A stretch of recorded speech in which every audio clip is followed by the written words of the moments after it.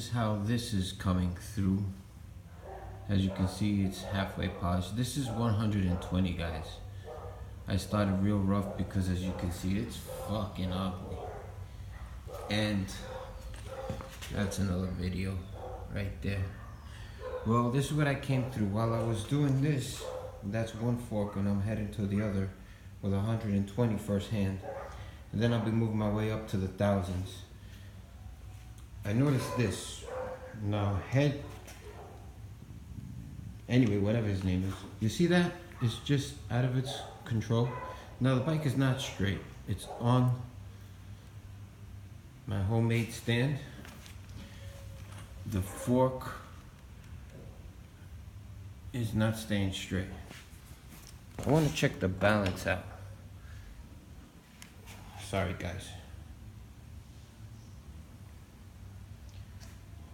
You see that?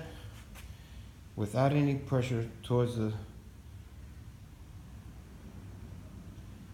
right side, the wheel is straight. That's your alignment. Make sure you got that. I'm going to take these forks off to be rebuilt.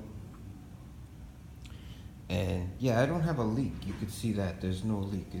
The baby's beautiful. The problem with that is, well, challenge, is we love our babies and we have to maintain them well. Well, you got to change the oil every 5 years, right? Don't let it sit for 5 years if you're driving the dust, please. This is a bike that's hardly been ridden. This is a bike that's well taken care of.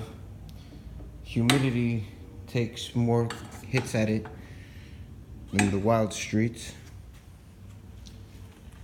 So the alignment is straight. That's 120 hit, first shit. And this is gonna be the second one. I'm hitting that now. I'm not gonna make videos of me hitting it because you guys know to make a nice seat with your ramp that took off the front wheel. A nice block with a nice wood to protect the chassis. There you go. There.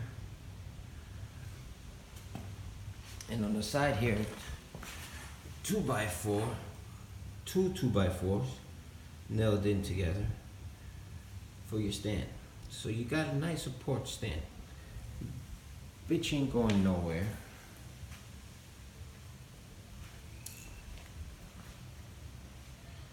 Tell me how you like it, leave a comment, subscribe. We got new upcoming videos soon.